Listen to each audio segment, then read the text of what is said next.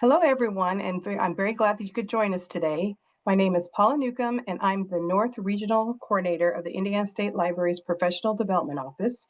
I will be the host and question moderator for today's webinar, Introduction to the IN.gov websites. If you have questions during the webinar, please feel free to put them in the chat. So today's presenters are Brett Edstene, Indiana Office of Technology, Clarissa Rodda, I said that wrong, didn't I? Rodda from Tyler Technologies, and also Rich Weiland from the Adams Public Library System. After this webinar has been transcribed, it will be available on the Indiana State Library's archive webinars page. If you are watching an archive recording of this presentation, information on how to obtain your LEU is in the video's description in YouTube. For weekly updates on upcoming trainings and to learn more about what's happening in libraries across the state, please subscribe to the Indiana State Library's e-newsletter, The Wednesday Word, and also check out our continuing education website for other professional development opportunities.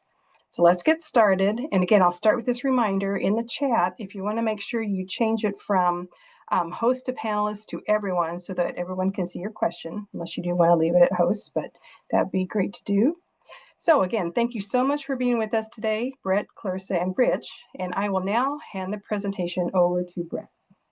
Thank you, Paula. I am Brett Edstene. I'm with the local government program here at the Indiana Office of Technology. Our work is, I know I've worked with quite a few of the libraries. I've seen names popping up.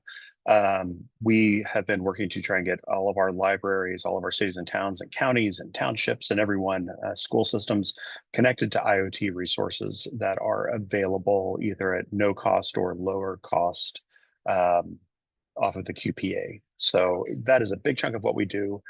Today, however, I was nominated to kind of do the dive into the new WCAG requirements of 2.1, which is the Web Content Accessibility Guidelines.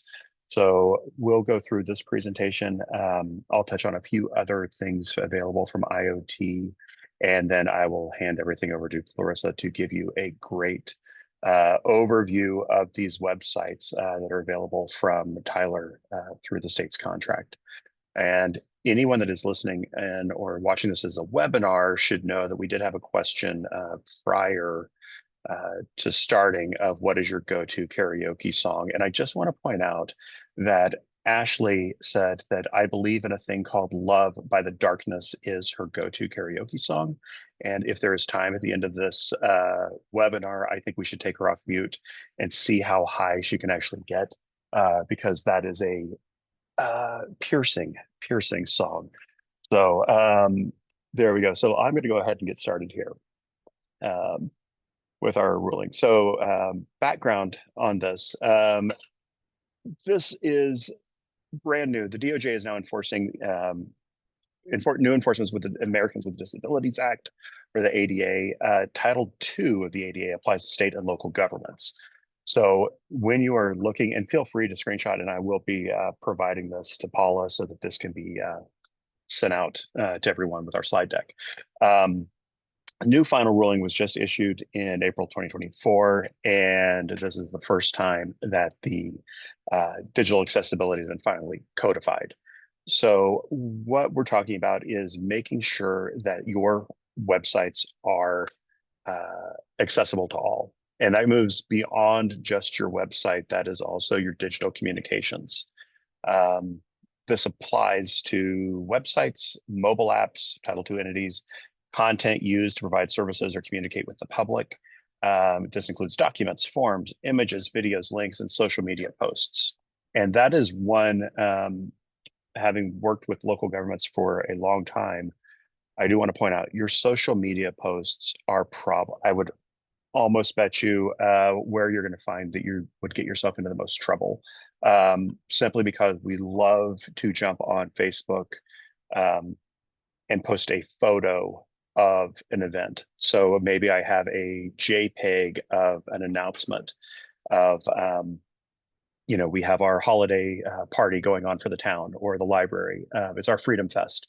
And we have a great flyer with all that information, and I save it as a JPEG and I post it and I say, hey, I've told everyone. readers can't see that information. So when we talk about this, the first thing I want to just kind of remind everyone, take a pause and look at what you're posting. Make sure that what you are putting out there is accessible through some of the readers. Look at your emails that you're sending. If you are sending out inaccessible images with all of the information written in it, no one's going to be able to access that. So same with your signature, or do you have that alternate text in there? So little things that, get overlooked very easily. Take a minute and kind of dive into that. Who must comply? State and local governments, public universities, libraries. There you go. So we're all required, and it's all digital communications that's made to the public. What is required under WCAG 2.1. And I see thank you, Paul has already posted this links. So jump over to those rules, and that's where you're going to want to start familiarizing yourself with. It's ensuring that you have the alt text, captions, and readable contrast. When you are posting photos, and that's probably where where I have seen some of the biggest mistakes out there. Images being posted with no text behind it. So you will see when you're posting photos, the ability to put in that alt text. So that is your text description. And by default, when you take a photo, it has none of that information. So it's up to you to add that information behind it and then post. I know that someone's going to show you websites in a few minutes that makes it really easy to get that information added. So think about that. Emails, again, I just want to point that out. When you're sending an email, putting in the text description is a really big problem that we all overlook. Understandable, make sure that it is a clear and readable language and a clear structure, and that it is compatible with the assistive technologies that are out there. There are many, and I think I'm not sure if Richard Clarissa is going to touch on these. Lots of readers that you can use to analyze. One of the most common tools you can use is Google Lighthouse. When you hit the F12 button on a website, you'll see to the far right, if you're using Chrome, the ability to click on Lighthouse, and that lets you go in and do some analysis of a web page. Not perfect by any stretch, but it can, give you a lot of information on, okay, this is what we're missing. The compliance timeline, I think this is the big thing that has people concerned. Large entities, it is by April 24th of 2026. I don't know how many people on this call represent entities above 50,000, probably not anyone. If you are, let me know. But the smaller entities, that is April 26th of 2027. So you do have plenty of time. You have that ongoing responsibility to maintain the accessibility. And one thing I'm sure Clarissa is going to be talking about is she's showing you the websites and kind of the back end. When you, or if you choose to use IoT and our services for your website, out of the box, you will be handed a compliant website. That doesn't mean that it stays compliant magically. It is up to you. So this is additional work that everyone needs to take on. But I think once you're versed in it, it's not, we're not quadrupling your workload by any stretch. This is just taking a few more minutes to make sure that anyone that comes to your website is going to be able to access your information, which, being in the information business as we all are, is our #1 goal. So remember that deadline, though. That would be the one thing to take away from this, is that you have till most likely April 26, 2027, if you're smaller. Social media and third-party content. When you are posting to online platforms such as Facebook or X or LinkedIn or any of these others, you do need to make sure that that content that you're posting is accessible. And that is that big red flag of, here's all of the event information as a single image, and I'm posting it. It does look good. It does make it easy to do. However, you're gonna not meet that compliance. The platform functionality, so Facebook's UI is not covered by this. So you, as a government entity, obviously are not responsible for maintaining all of Facebook's infrastructure. So That's an easy pass that you get today. However, the content that you're posting, that is on you. So good to take a moment as you're developing your website, talk about this, with your staff. How do we want to post, and what's our policies and procedures there? Do you need to have a review process? If you're only posting, once a month, you're not looking at much other than just confirming that your text is large enough, it's formatted right for the readers. You're not just burying it in a photo. Exemptions and exceptions. This is the big one that we had mentioned at a previous event. The archived content, so pre-2015, or if it's not updated, may be exempted. Oh, yep. Thank you, Paula. If you aren't looking at the chat, you may want to open your chat. Paula just posted about discussions on PDFs and library newsletters, and getting them ADA compliant. That is something I think that we are all very guilty of, sending out our newsletters and not thinking about them being improperly formatted. So yes, all that new content is archived content that can be exempted. Going through and doing an audit, if you're not making a change over on your websites, going through and looking at what information you can archive so that you're not worried about making those changes and updating that information. Just overall website hygiene is probably something to discuss and take on. If you have old pages that have, are just sitting out there, rather than worrying about updating it, get those moved over to the archives. If it's outdated information, you don't need it up there anyway. So take that on, reduce the workload, start with the old data, get it cleaned out, and then go from there. And then third-party documents not funded or developed by the government. So yes, we have lots and lots and lots of handouts and things like that that come to us. Third-party providers, that's not on you.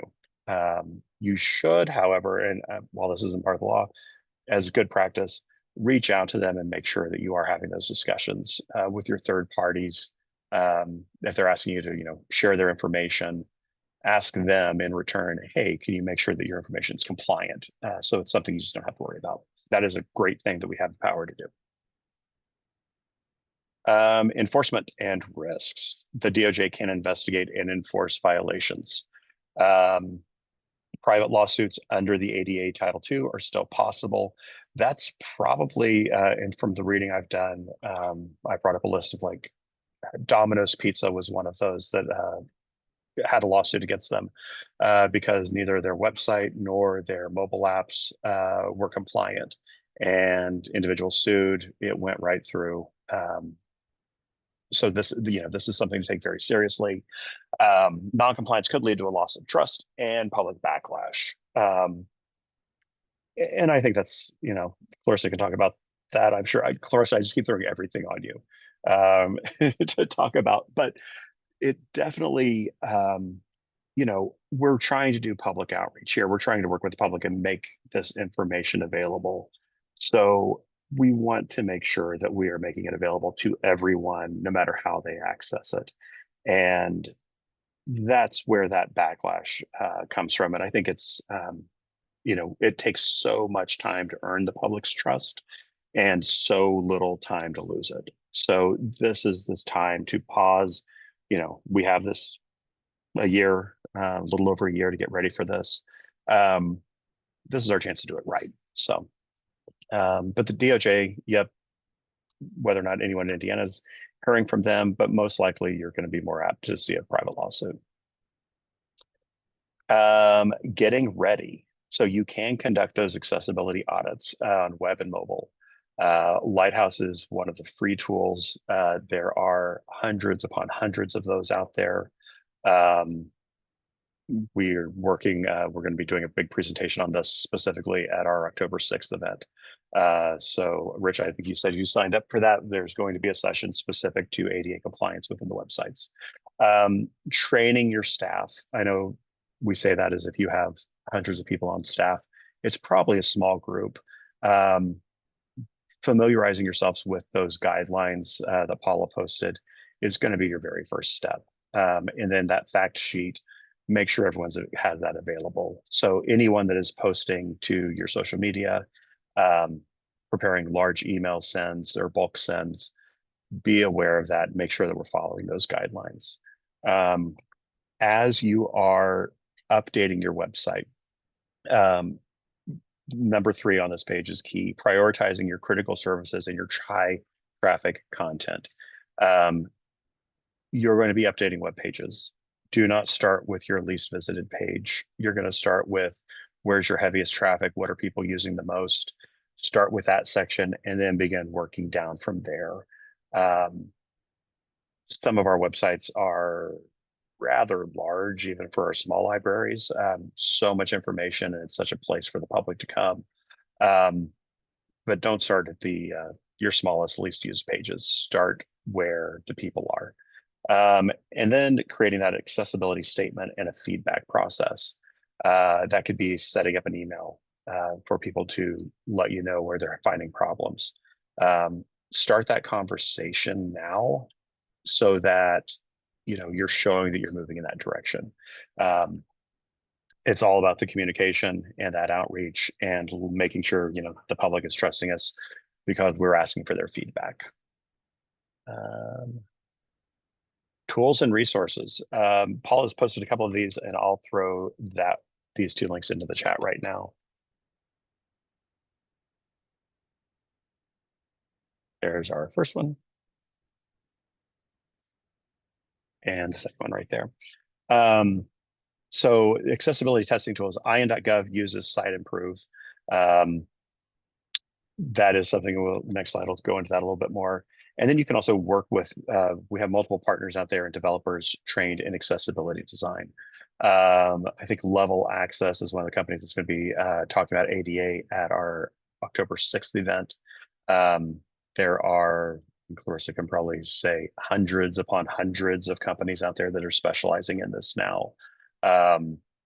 You do want to be careful because with these new guidelines, I'm sure that there's probably a lot of companies that have popped up overnight saying, yes, we're ADA experts. Do a little research on them first. If they just started offering this service last month, you may want to talk to someone who's done this a little bit, more professionally. Talk to Tyler. They're a great partner to the state and a great partner for you to have. So how will IoT assist? Oh my gosh, Tyler, Indiana, yet again, you guys just keep popping up. It's all about you, of course. That's all about. The IN.gov infrastructure already meets the WCAG 2.1 level AA standards, and it undergoes quarterly scans. So if you're up and running on a state-hosted site, you're going to have a lot of benefits that are taken care of by Clarissa and that team. IN.gov will provide the training on Site Improve, and it'll be available to provide guidance to agencies regarding content compliance with the DOJ rule. IoT does a lot of work with other state agencies, but the Site Improve is a great tool that we have available to us. IN.gov will conduct a readiness audit this fall for agencies partnering with IN.gov/Tyler, Indiana. So again, if you're up and you've said, yes, we want one of those websites from the state, a lot of this is being done to assist you already. If you're not on an Indiana host website, consult with your web developer, host and app developer. So talk to the company that built your website. Oops, I kind of slid. Oh, that is the registration page. Yes, I'll talk about that in just a second, Paula. Thank you. Obtain software to scan the infrastructure and content. There's quite a few of those out there, but if you start looking, I believe we have a couple of these are available through the QPA from SHI, maybe at a slight discount. But the tools are out there. You can, we're not mandating that you use anything specific, so it is up to you. But I would start with whomever built your website and ask them to give you, details on, what they put in place for you, where your compliance is. They should be able to provide that same kind of compliance report that the state's getting. And then content focused, ensure post images, videos, linked content are accessible to people with disabilities. This is probably going to be the hardest thing for people to overcome because some of us have multiple people that can post to our social media sites, talk to that team, and talk about the importance of making sure that those images and that information is accessible. This is where we're going to be going. So as we start to turn this over, IoT has new pricing and some great things available if you are in need of a website. We have standard is now free, advanced $250 a month, and elite is $500. We have many libraries now using our websites, and I say our websites. Clarissa makes every one of them by hand. Totally by hand. No, these are fantastic sites. I think Rich will talk about it too. You can snag this, but Paula will be able to send out this information to you. One other thing I just want to make sure everyone's aware of, if you are moving over and you're like, yes, we want to get a new .gov or an in.gov website, and an in.gov domain, if you are on the in.gov domain, not just a .gov, it has to be in.gov. We have negotiated, we have special pricing available on Google Workspace. So if you're in need of emails, Frontline Starter is the entry-level email program of Google Workspace, $360 a month per user, which is a very big savings, all the way up to Enterprise Starter $792. I'm not going to read you all the pricing, but this is a great way of getting email set up on a budget, if you are using that in.gov domain. But that is what the one requirement to get this specific pricing. Q&A.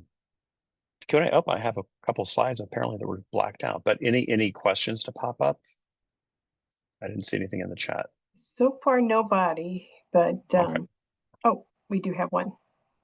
To be on the in.gov domain, do you have to use an in.gov address? Julie, are you meaning like if you have an in.gov email? No, you can have your website at publiclibrary.org or wherever you are. So you can set up and get a in.gov domain. Those are reserved and those are free. And then you can get your email configured with that domain. Size of our websites, but is there an expected time frame for the switchover? I'm going to let Clarissa kind of dive into that as she starts talking about the websites, and then middleburylibrary.org. So Julie will share that link, but let me see if it's. Hey, Brett, I'm gonna Yes. have Casey Emmett drop the in.gov subdomain Yep. URL for requesting that into the chat for everybody. She's got a few other things to post for me, so I'll have her drop that in there as Perfect. well for requesting Yeah, that. apparently that slide was marked hidden, and I didn't realize it until you're displaying it. So yeah, so feel free. There's my contact information. Feel free to email if you want to email our entire team, IoT local government program, iot.in.gov. And if you are looking for pricing on products, not the website, but if you need to get pricing on email, other technology services, you can email that inlocalgov@shi.com. Let them know what you're looking for, and that team will get you price quotes or get you connected to services. So that is not an IoT service. That is SHI manages the QPA for the state. And then I'll put this up here. We do our digital town halls second Tuesdays of the month. And then our ideas exchange is really just open office hours. Join us Mondays at 2 o'clock, not on holidays. So feel free to reach out if you have any questions at all. So I will stop my share. There you go. And Clarissa, I will kick things back over to you.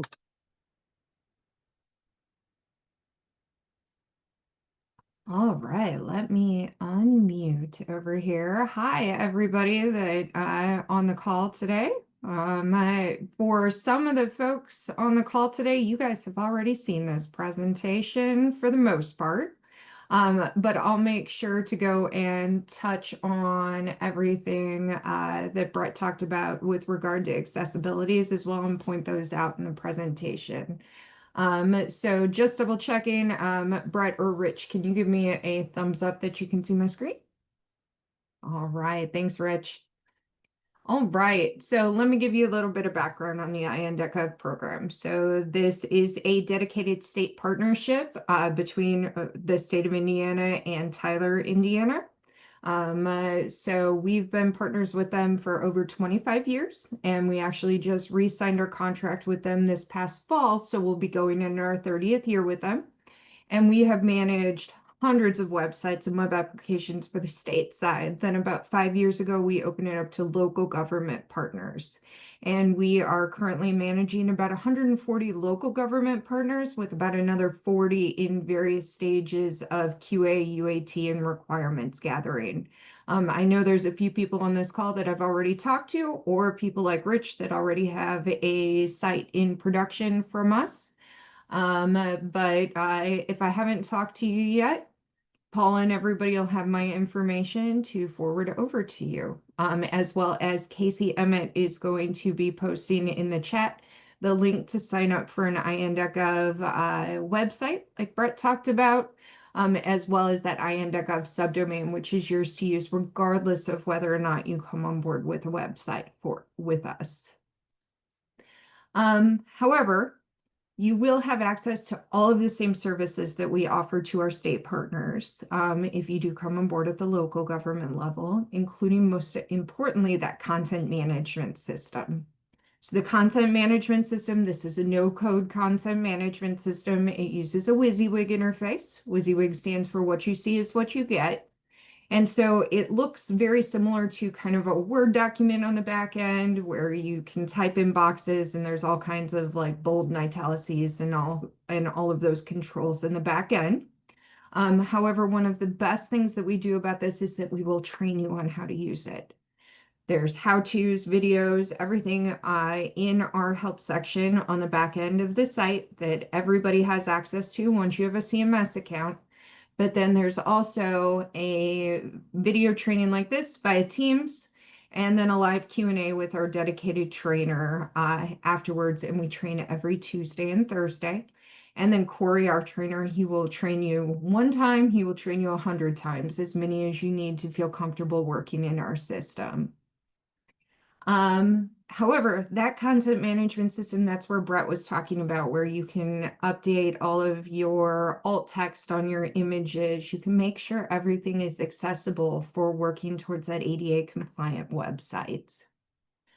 Other benefits in leveraging the IN.gov platform, you're going to get access to Google Analytics. So like Brett said, start on those most popular pages. That's what Google Analytics does for you. That is baked right into the content management system. So there's a little button up over at the top that will give you analytics for whatever page you're going in there and editing so you can see how popular that is. We also have Funnelback, which works for search for your website. It's going to be available on mobile, tablet, and desktop. So even people on the go can search your website. But that's really powerful because if they're not finding what they are looking for in your menu, they can type it into the search box and it is going to return all the pages and then the file names that contain that keyword. Then we also have that site improve for quality assurance. And like Brett said, that is the tool that we will give you access to should you come on board for an IN.gov website in order to make sure your site is compliant under that WCAG 2.1. Your template will already be compliant. We make sure that when we set up your website, that template and all the areas that we manage are compliant. We just did an audit back in July and everything is good to go for that. We do a quarterly audit to make sure it all stays in compliance. And now that is for every single one of our templated sites. Now you are responsible for the content, the images, and the files on your site. But we provide you with all the training on Site Improve. As Brett said, there's going to be a lot of information coming out from the state regarding accessibility over the next year.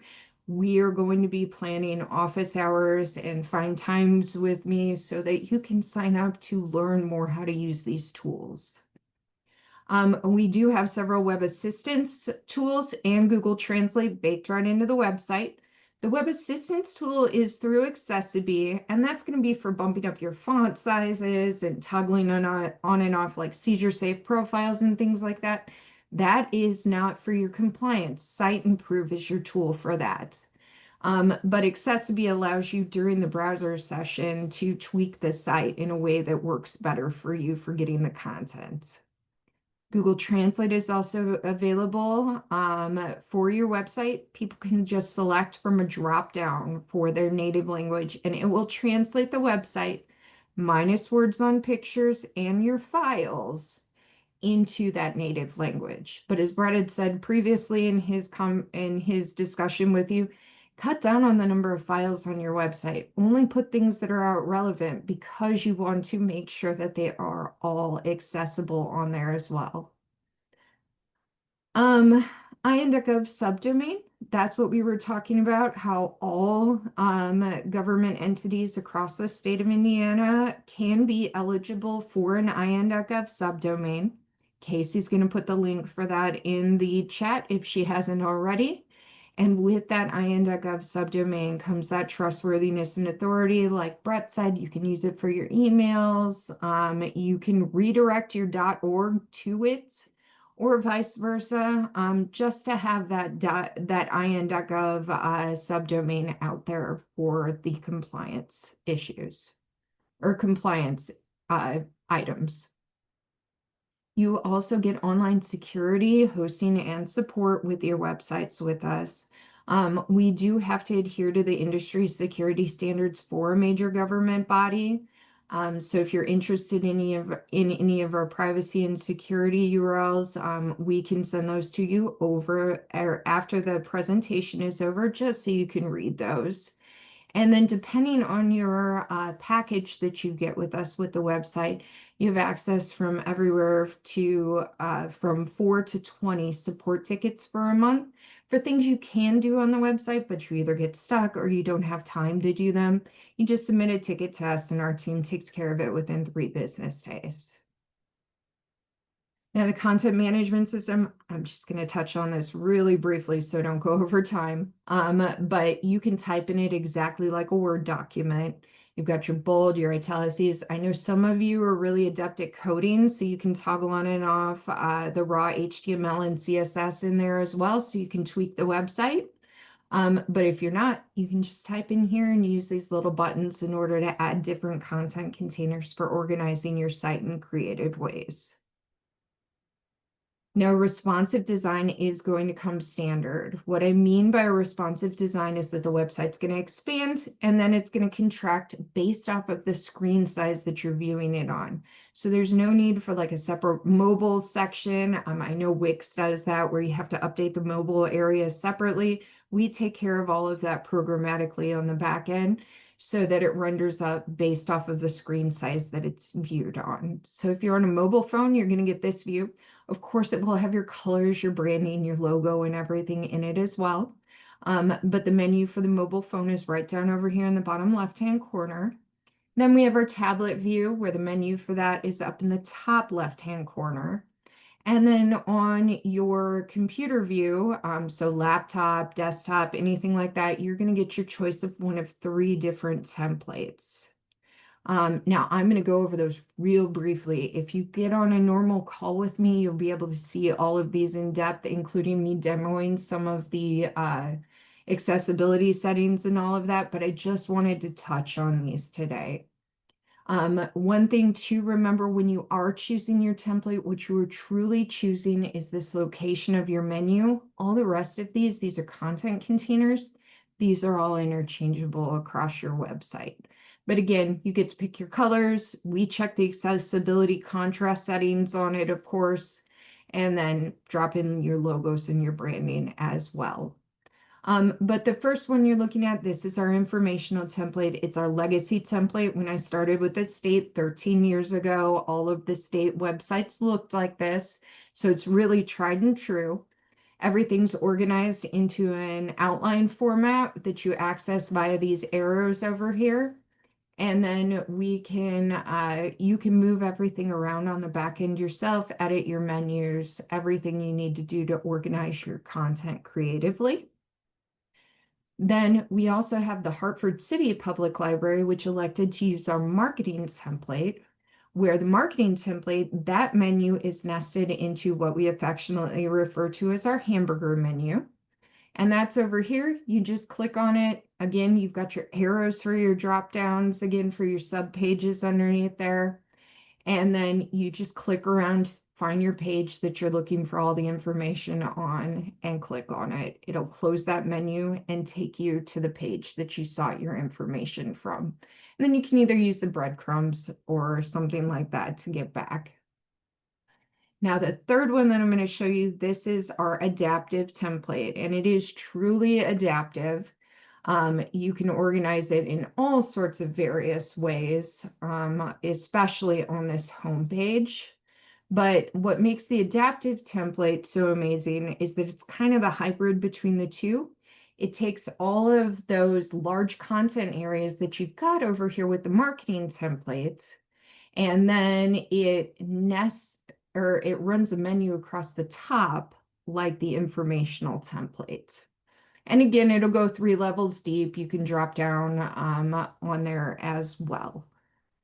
But again, they're really customizable. Moving everything around is wonderful. We've got all sorts of different plugins that you can use across all 3 of the different templates.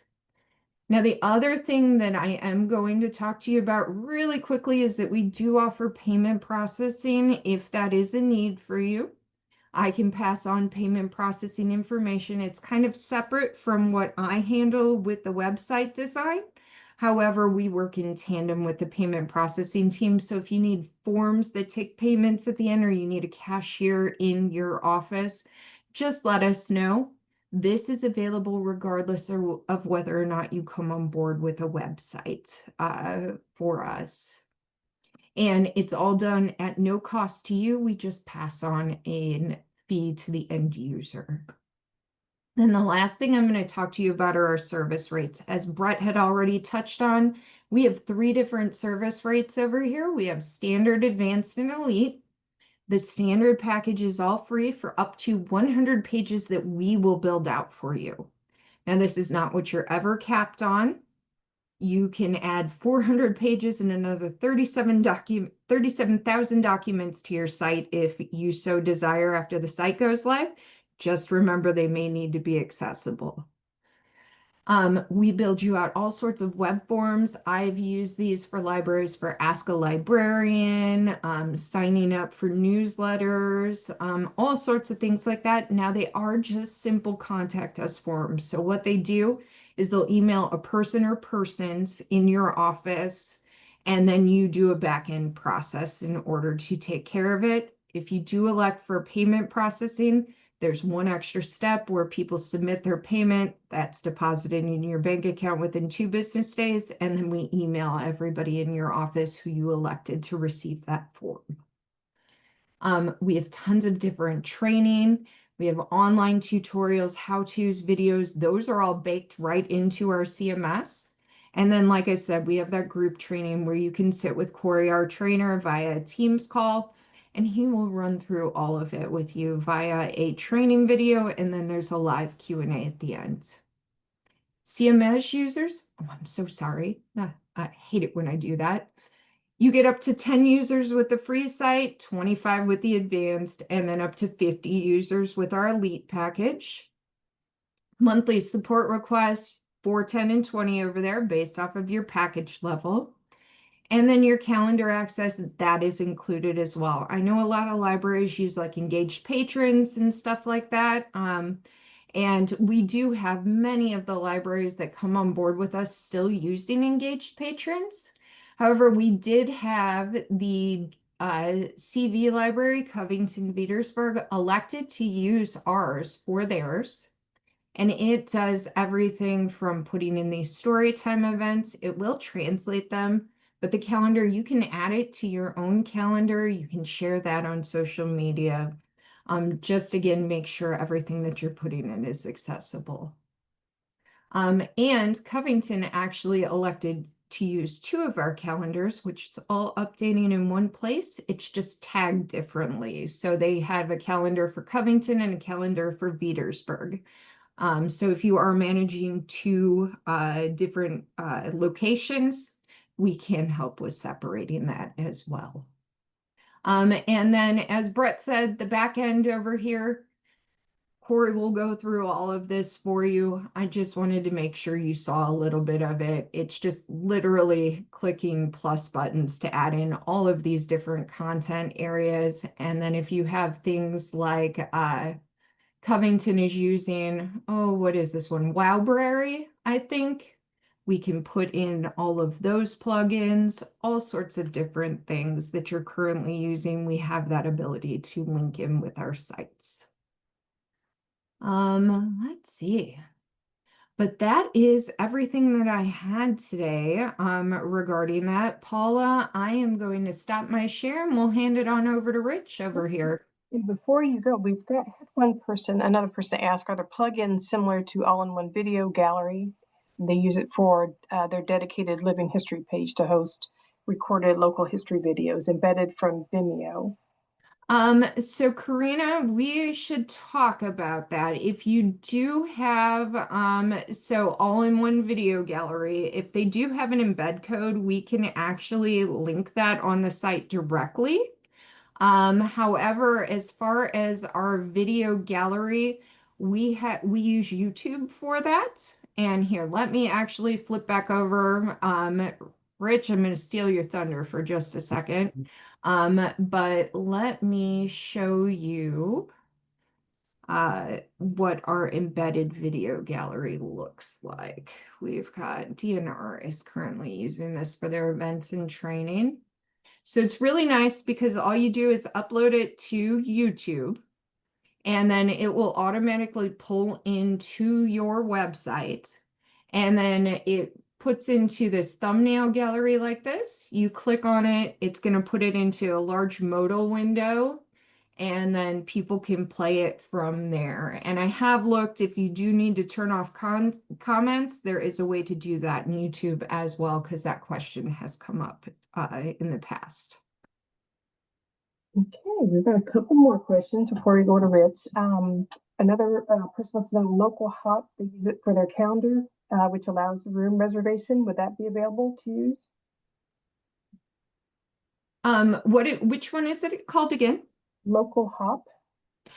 So again, as long as there is an embed code for it, which you would want to talk to all of your vendors. I know over at Covington Petersburg, they talked to their vendors and had them provide us with all of the embed code for Wowbrary that was customized to them. I believe Rich and the team over at Adams worked on something similar that they provided to us as well. And then we just embed that on the website in one of the basically the coding sections. We can toggle on and off that raw HTML and paste it right into there, which you could actually do as well. Okay, and maybe this is still on the same line. Is the integration of plugins like Wowbrary and libcal included in the initial design, or is that at an additional cost? You have to maintain your subscriptions through them, but as long as you provide us with the embed code, we can absolutely put that in there. Now, if you need us to tweak the design of the plugins, there could be an additional cost with that. However, if it's ready right out of the box, we can just slap that onto the website when we're building it on whatever pages you choose. Okay, yeah, I guess I do have one more. This was further up. What is the expected time frame for a switch over for a library page? Probably depending on the size of the library. So that completely depends on the size of the site. As you guys can imagine, with that free standard tier right there, it's been really, really, really popular. So we are currently scheduling out about 8 weeks right now. But if your page is, or if your website is under 100 pages and doesn't have a lot of plugins, a lot of like content on those pages and everything, we can usually stand up a website within 2 to 3 weeks with it being fully tested.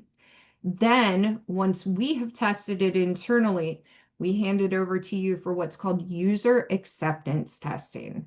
When the site goes into user acceptance testing, abbreviated as UAT, the timeline is in your hands. We can put it live that day. we can put it live 2 weeks later. If you need a month to get trained and comfortable working in the system, we can do it in a month. It's no pressure once the site is all built out.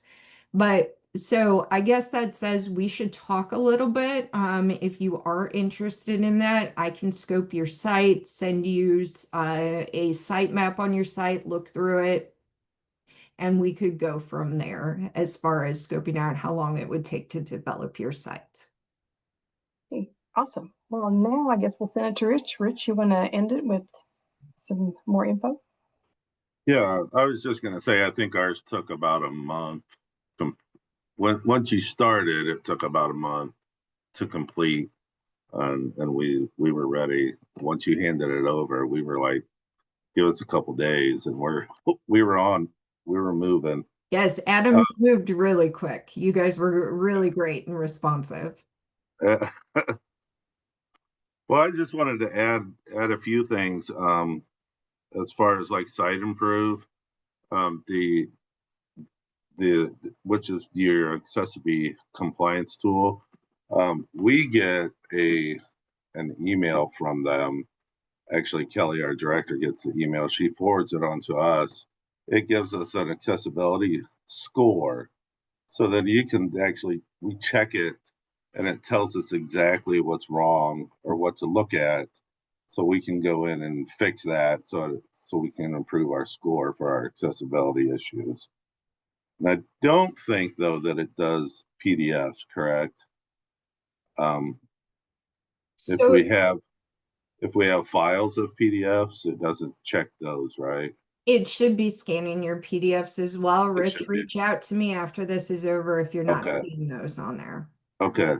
Well, we haven't really looked at them either. So, one other thing that I know libraries will be interested in is Google Analytics is part of it also.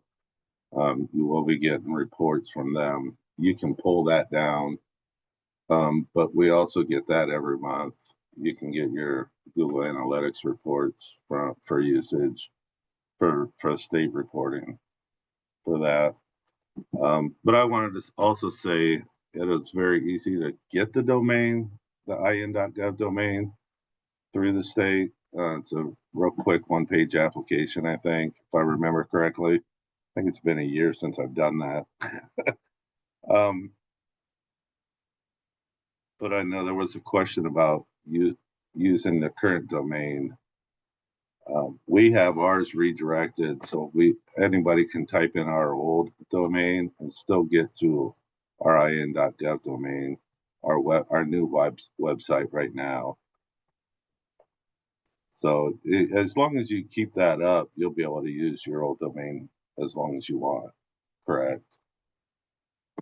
I'm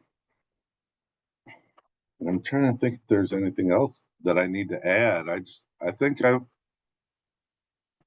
wanted to know if people had questions for me more than anything, because training with Tyler Tech was easy. The transfer over to the new website was very easy. Tyler Tech was easy to work with. They took our website and they converted it over to their format for us without really any problems, I do believe. We got to choose what we wanted to keep, what we wanted to add. I think we threw our calendar at them at the last week before they handed it over to us, and they put it on their live. So, I mean, they're very, very, very easy to work with and understanding. Oh, messaging. Okay. Can you include Square integration on a form? That I don't know. That's probably more for you, Clarissa. Can you include Square integration on a form? So no, if Oh, I you're see. going to take payments answering. via our forms, you'll need to use us as your payment processor. Now we can put a link to your Square site on our site. Lots of people do that with engaged patrons, PayGov, all of that. You just will not be able to integrate with our forms. All right, well, thank you guys very much. This was meant to be an introduction to what they do. It's by no means, I mean, we also still do the Connect IN websites, the state library that uses WordPress. I just wanted to give you, people another idea of what you could do possibly with your website. I know a lot of people have been talking about the ADA issues.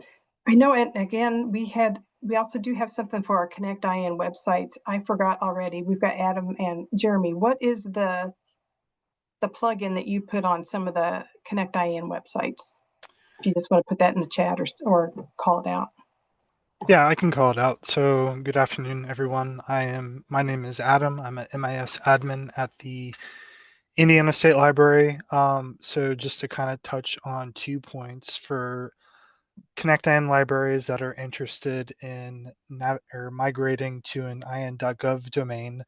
Once you have your in.gov domain figured out and have that website ready, if you're able to just send me what that domain is in a Connect-IN ticket, I can set up a redirect so you can keep your old domain and it'll just redirect to your new domain, so you won't have to worry about Google traffic or anything like that.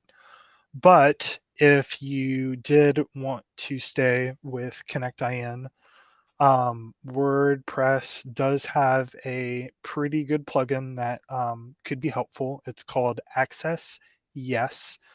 I have installed it on our Connect-IN support site. So if you go, I will include the link in the chat here. So if you go to connect.lib.in.us in the bottom right, there is an accessibility widget, and that will have pretty much everything you need to make your site compliant. On the dashboard side, you have the option of changing the widget color and the little widget icon. So nothing too terribly extensive. Again, the big talk about accessibility in terms of images, you will want to make sure that any live images on your site have an alt tag, because that will be important. And also too, there are some WordPress themes that are already accessible to you if the current theme that you have isn't working out. And if you do decide to stay with Connect-IN and have any questions regarding accessibility, you're welcome to contact me by a ticket or give me a call, and I'll do my best to help you. All right. Thanks so much, Adam. So yeah, again, thank you so much to Brett, Clarissa, and Rich, and also Adam, and also everyone for being on here today. As a reminder, if you are watching an archive recording of this presentation, information on how to obtain your LEU is in the video's description on YouTube.